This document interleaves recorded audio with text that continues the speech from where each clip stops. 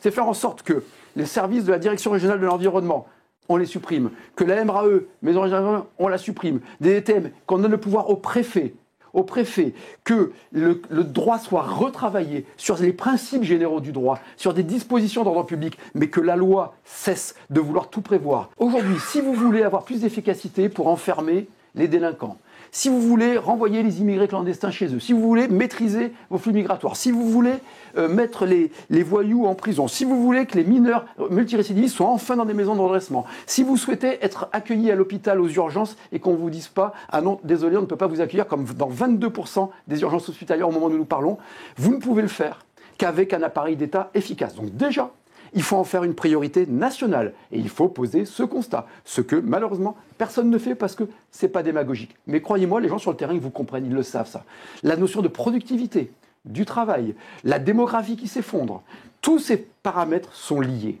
Et donc, en la matière, le chef de l'État, son rôle, c'est de chefer l'État et pas de chefer la société. C'est pas de vous dire si vous devez mettre un col roulé quand il fait froid ou combien de fruits et légumes vous devez manger le matin. C'est en revanche de faire en sorte que les fonctionnaires, qui sont des bons fonctionnaires en France, eh bien, qui coûtent plus cher qu'ailleurs tout en étant moins bien payés, puissent bien bosser. C'est faire des plans d'investissement dans la fonction publique. C'est utiliser la robotique et l'intelligence artificielle au service de l'humain. C'est faire en sorte qu'on supprime tous ces services déconcentrés qui ne servent à rien, sauf à créer de la bureaucratie sclérosante. C'est revenir à un régime de responsabilité, donc de liberté, non pas un régime d'autorisation, la République des Cerfats dans laquelle nous sommes.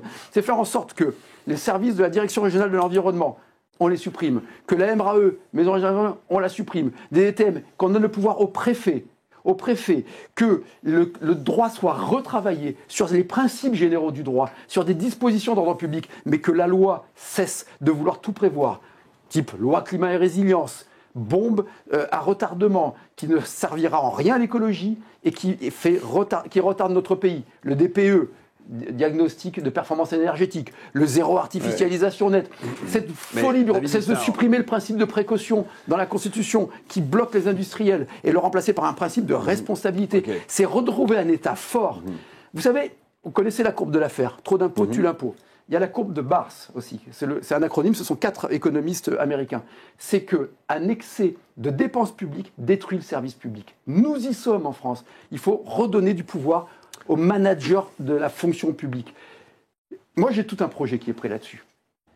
Avec des objectifs à 6 mois, 1 an, 2 ans, 10 ans, pour retrouver de la performance publique, pour en faire en sorte il n'y a pas de fatalité au déclassement français.